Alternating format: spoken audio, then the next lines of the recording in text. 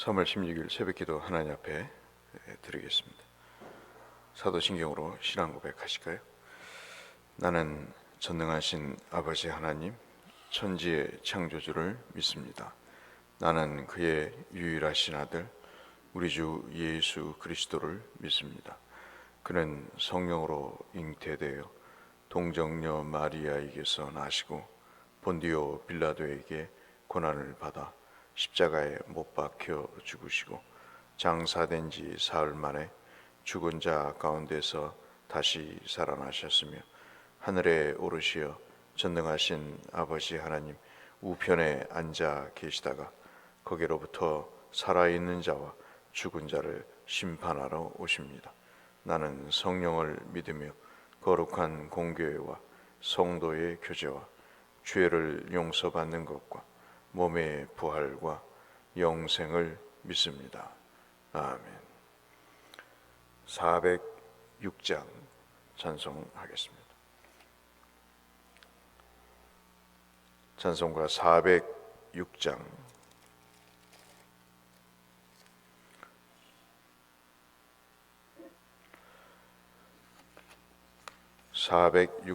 고난 내용은 편히 쉴곳가. 고난 내 영혼 편히 쉴 곳과 풍랑 위로도 안전한 포구 폭풍까지도 다스리시는 주의 영원한 팔 의지에 주의 영원하신 팔 함께 하사 항상 나를 붙드시니 어느 곳에 가든지 요동하지 않음은 주의 팔을 의지함이라. 세상 친구들 나를 버려도 예수 늘 함께 동행함으로 주의 은혜가 충만하리니 주의 영원한 팔 의지해 주의 영원하신 팔 함께 하사 항상 나를 붙드시니 어느 곳에 가든지 요동하지 않음은 주의 팔을 의지함이라. 나의 믿음이 연약해져도 미리 예비한 힘을 주시며 위태할 때도 안보하시는 주의 영원한 팔 의지해 주의 영원하신 팔 함께 하사 항상 나를 붙드시니 어느 곳에 가든지 요동하지 않음은 주의 팔을 의지함이라. 능치 못한 것 주께 없으니 나의 일생을 주께 맡기면 나의 모든 짐 대신 지시는 주의 영원한 팔 의지해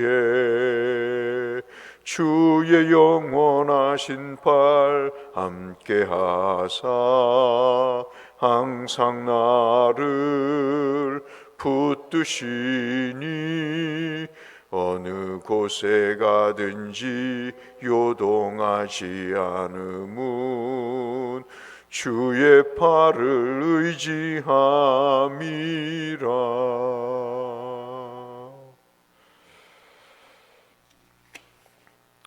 오늘은 사무엘상 8장 말씀을 함께 해보겠습니다.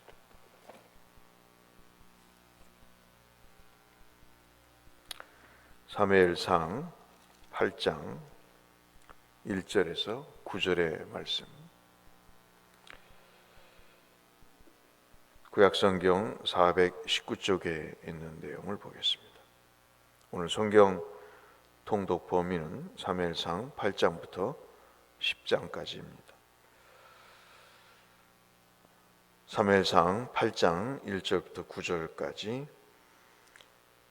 잠시 보겠습니다.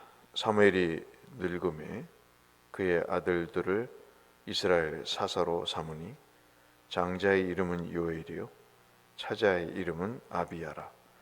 그들이 부엘세바에서 사사가 되니라. 그의 아들들이 자기 아버지의 행위를 따르지 아니하므로 이익을 따라 뇌물을 받고 판결을 굽게 하니라. 이스라엘 모든 장로가 모여 라마에 있는 사무엘에게 나아가서 그에게 이르되 보소서, 당신은 늙고 당신의 아들들은 당신의 행위를 따르지 아니하니 모든 나라와 같이 우리에게 왕을 세워 우리를 다스리게 하소서 한지라. 우리 6절부터 같이 읽겠습니다. 우리에게 왕을 주어 우리를 다스리게 하라 했을 때 사무엘이 그것을 기뻐하지 아니하여 여호와께 기도하매 여호와께서 사무엘에게 이르시되 백성이 내게 한 말을 다 들으라. 이는 그들이 너를 버림이 아니요 나를 버려 자기의 왕이 되지 못하게 함이니라.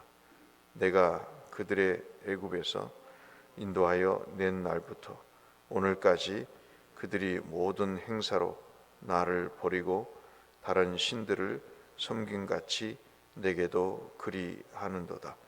그러므로 그들의 말을 듣되 너는 그들에게 엄히 경계하고 그들을 다스릴 왕의 제도를 가르치라. 아멘. 여러분, 이 말씀 다 잘 아시는 말씀이죠. 백성이 왕을 요구하는 내용입니다. 그 이유가 5절에 나와 있습니다. 참 이 말씀을 보면 사람이 물러날 때를 알아야 될까요? 참 이것이 저에게도 여러분 모두에게도 참 쉽지 않은 일입니다. 이스라엘 백성들이 왕을 요구하면서 이유를 대는 것이 당신은 늙고 사무엘은 늙고 아들들은 당신의 행위를 따르지 아니하니 사무엘처럼 신실하지 못하니 모든 나라와 같이 우리에게 왕을 세워서 우리를 다스리게 하소서라고 이야기를 합니다. 지금까지는 왕이 없었죠. 사사가 다스렸는데, 그리고 우리가 7장에서 어제 봤듯이 에베네셀의 하나님이라고 그렇게 생각하고 평안히 삶을 살았는데 갑자기 8장에 와서 왕이 필요하다 그렇게 이야기를 합니다. 그리고 이제 그 이유를 자신들에게서가 아닌 사무엘과 그의 아들들 때문이다 라고 상대방에 대한 원인을 찾습니다. 여기서 이제 주목할 표현이 하나가 여러분 5절에 다시 보시면 이것을 우리가 볼 필요가 있어요. 모든 나라와 같이. 지금 자기들이 하나님의 백성인데 다른 나라와 같이 우리도 그런 나라가 되어야 된다 하는 것입니다. 참 힘든 일이 뭐냐면 자기의 주관과 신념이 없는 것입니다. 자기의 가치관이 없이 이렇게 시류에 따라서 사는 거죠. 출애굽 이후에 하나님께서 계속해서 강조하시는 것이 뭐냐면 너희는 택한 백성이다 하는 것입니다. 너희는 다른 나라와 같지 않고 하나님이 왕으로 하나님의 성품을 닮은 하나님을 예배하는 백성들이다 하는 것입니다. 그것이 뭐냐면 왕 같은 제사장이라, 거룩한 나라라 하는 것입니다. 사람이 언제 타락하죠? 자기의 정체성을 모를 때 타락합니다. 하나님이 계시고 하나님이 나를 통치하신다는, 하나님 때문에 내 인생이 구원받고 산다는 사실을 모를 때, 자기 능력으로 삶을 꾸려나간다고 생각할 때, 교회는 다니면서도 직분은 받았으면서도 그런 가치관이 없을 때 딴짓을 하는 거죠. 지금 여러분 이 5절을 한번 보시면, 만약에 여러분이 사무엘의 입장이라 그러면 어떤 생각이 드시겠어요? 사무엘이 기쁠까요? 기쁘지 않았겠죠. 자기가 사사가 분명히 사사로 있는데 그 앞에서 당신은 늙었으니 이제 그만두고 아들들은 시원찮으니 이제 왕이 우리에게 필요하다. 대중은 그런 것입니다. 사람은요, 쓰면 뱉고 달면 삼키는 것입니다. 근데 어리석은 사람들은 이 대중의, 국민의 목을 매죠. 이것이 이제 대중의 속성입니다. 모든 나라와 같이 되어야 된다 하는 것입니다.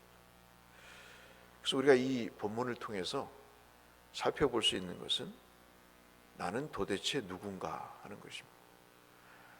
출애굽기에서도 말씀하시고 베드로 사도가 말한 대로 우리는 제사장입니다. 그래서 군대가 필요 없는 것입니다. 어떠한 물리적인 힘도 필요 없는 것입니다. 오합지졸처럼 보여도 여호와 하나님이 계시기 때문에 우리는 그 강한 군사를 가진 나라들도 이기는 거죠. 여러분, 우리가 어떻게 사탄을 이기겠어요? 어떻게 이스라엘이 시온왕 옥을 이길 수 있겠습니까? 어떻게 가나안 그 족속들을, 7 족속들을 이길 수 있겠습니까? 그것은 하나님이 인도하신 겁니다. 라합이 표현했듯이 간담이 서늘하게 된 것은 지도자가 똑똑해서가 아니고 하나님이 그들을 인도하셨기 때문인 거죠. 이것이 사라질 때 이제 아무런 의미가 없는 나라로 전락하게 되는 것입니다. 여러분 아시다시피 사사라고 하는 것은 재판관입니다. 정의를 세우는 사람들이죠. 이사야 선지자가 이사야 32장에 얘기를 했듯이, 그때 공의가, 정의가 광야에 거하며, 그때가 어느 때입니까? 하나님이 통치하실 때. 공의가 아름다운 밭에 거하리니 공의의 열매는 화평이요 공의의 결과는 영원한 평안이라, 안전이라. 그러니까 하나님이 다스림이 있을 때는 화평이 있는 거예요. 다툼이 없고요. 여러분 잘 생각해 보시면, 내가 신앙이 충만할 때 누구랑 막 싸우던가요? 아니죠. 근데 믿음이 떨어지고 신앙이 영혼이 갈기갈기 찢어질 때는 그냥 무슨 싸움닭 같이 싸우려고 하는 거죠. 주님의 다스림이 있을 때는 영원한 평안과 안전이 있는 것입니다. 하나님 그렇게 우리를 인도하시고 계시는 거죠. 그런데 이스라엘 백성들은 이제 그런 상황이 아닌 것입니다. 사무엘에게 2 아들이 있었습니다. 참 우리는 여기서 또 한 번 경험을 하죠. 아무리 내가 믿음이 좋아도 자녀들에게 그 믿음을 전수해 주지 않으면 엘리 욕하지만 사무엘도 똑같이 그렇게 되는 거고, 제 자신도 이 말씀을 어제도 묵상하면서 그런 생각이 드는 거죠. 아들 2이 있었습니다. 요엘과 아비야라고 있었습니다. 엉망인 거예요. 뇌물을 받고, 엘리의 제사장의 2 아들은 홈리와 비느하스 못지않게 엉망으로 살게 되는 거죠. 그러니까 사람들이 보니까 걱정이 되는 겁니다. 이들도 알았던 거죠. 사사가 똑바로 살 때는 평안이 있었다는 걸 압니다. 그런데 이들의 행위를 보니까 앞날이 걱정이 되는 거죠. 그리고 사무엘은 마침 나이가 들어서 이제 은퇴할 나이가 되니까 누구를 의지해서 이 나라를 꾸려갈까 하는 것입니다.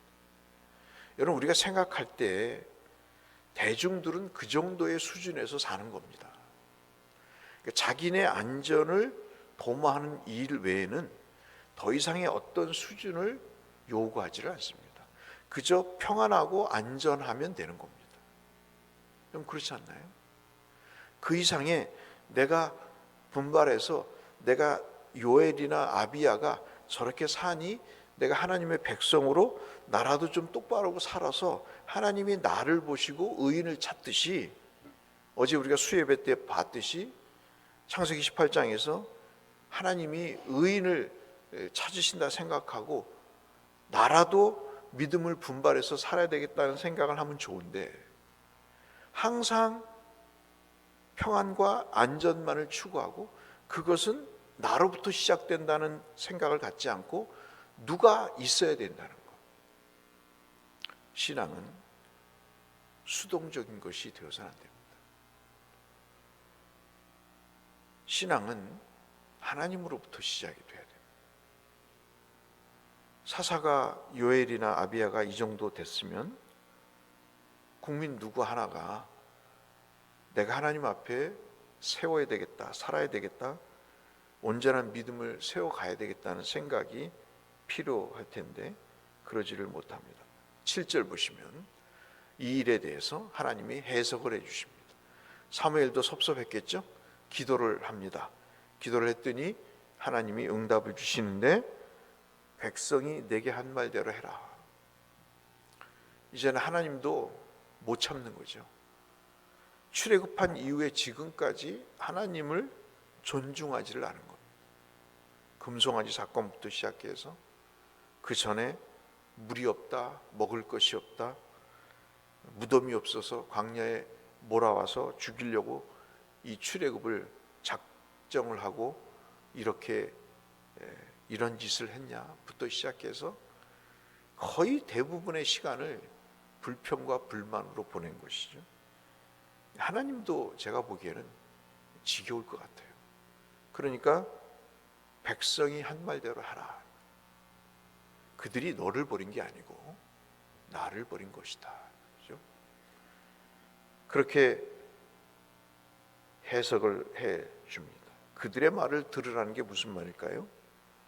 그들의 말대로 왕을 세우라는 말이겠죠? 그런데 이제는 그들이 왕을 세워서 치러야 될 대가를 지불해야 될 것이다 하는 이야기를 합니다. 그 내용을 여러분 10절부터 18절까지 우리가 읽지 않은 내용입니다. 아시는 내용입니다. 다른 나라들 같이 왕이 필요하다고 할 때 그들은 대가를 치러야 될 것인데 왕을 요구하는 그만큼 그들은 군인으로 복무를 해야 될 것이다. 그리고 일꾼이 되어야 될 것이다. 왕이 요구하는 일꾼, 종처럼 살아야 될 것이다.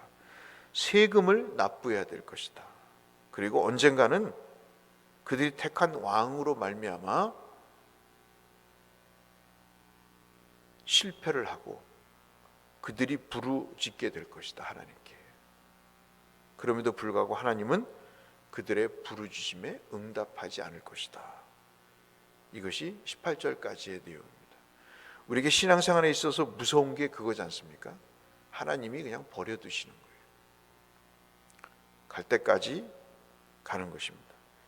19절 20절은 백성이 사무엘의 말을 그래도 듣지 않습니다. 이렇게 얘기했는데도 듣지 않습니다.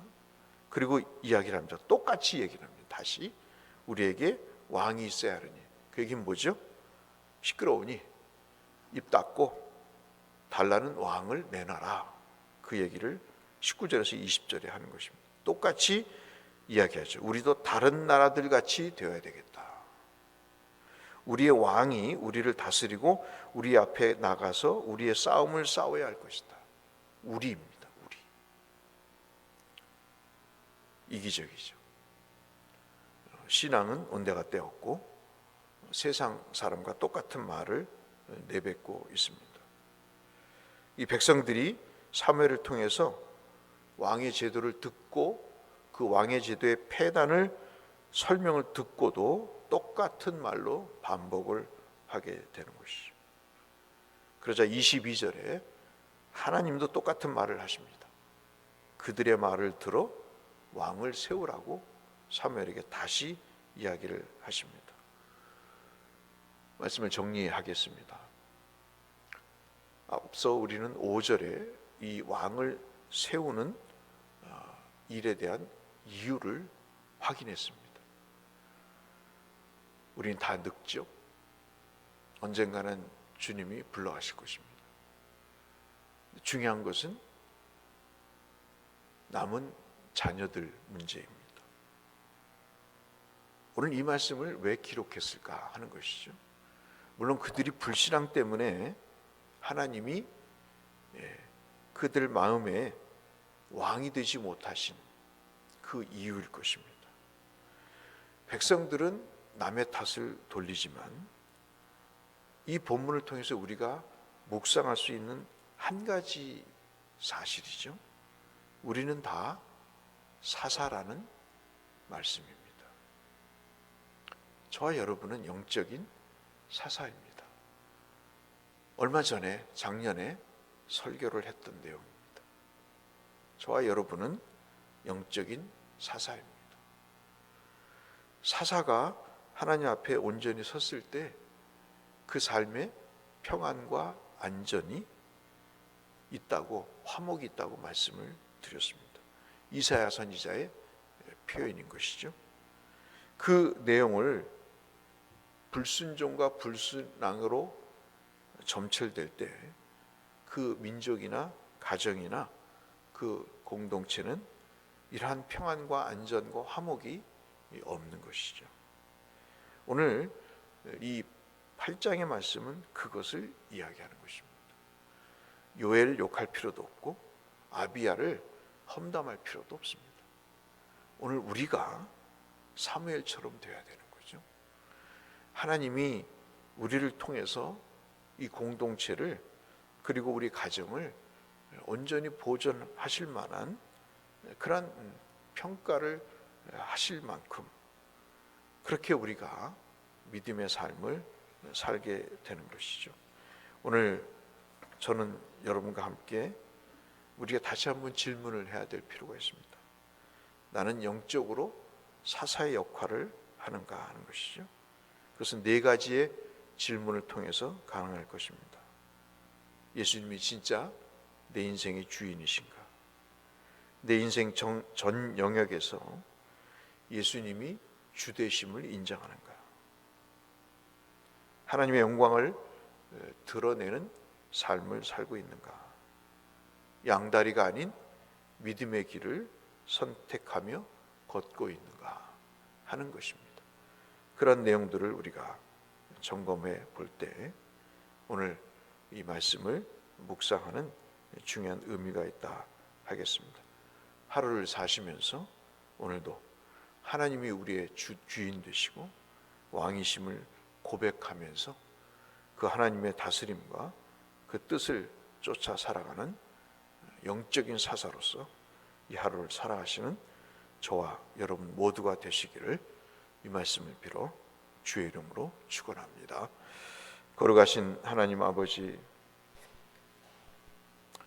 예나 지금이나 이 말씀의 원리는 동일하게 적용이 되는 것 같습니다. 두렵고 떨림으로 오늘도 우리의 믿음의 옷매무새를 다시 점검하게 하시고 주님의 다스림에 우리의 삶을 맞춰가는 믿음의 사사로 살게 하여 주시옵소서. 예수님 이름으로 기도 올리옵나이다. 아멘. 하늘에 계신 우리 아버지, 아버지의 이름을 거룩하게 하시며 아버지의 나라가 오게 하시며 아버지의 뜻이 하늘에서와 같이 땅에서도 이루어지게 하소서. 오늘 우리에게 일용할 양식을 주시고 우리가 우리에게 잘못한 사람을 용서하여 준 것 같이 우리 죄를 용서하여 주시고 우리를 시험에 빠지지 않게 하시고 악에서 구하소서. 나라와 권능과 영광이 영원히 아버지의 것입니다. 아멘. 함께 기도하며 주 앞에 나가겠습니다. 기도하겠습니다. 하나님 아버지, 감사합니다. 오늘도 우리에게 생명을 주시고 주의 은혜의 자리로 인도하시니 감사합니다. 오늘도 하나님의 우리의 왕 되신 하나님의 명을 받아 하나님의 뜻을 쫓아 살아가는 하나님의 백성으로, 거룩한 나라로, 제사장 국가로 하나님 주의 말씀에 귀 기울이며 그 말씀에 발맞추어 살아가는 저희 모두가 되게 하여 주시옵소서.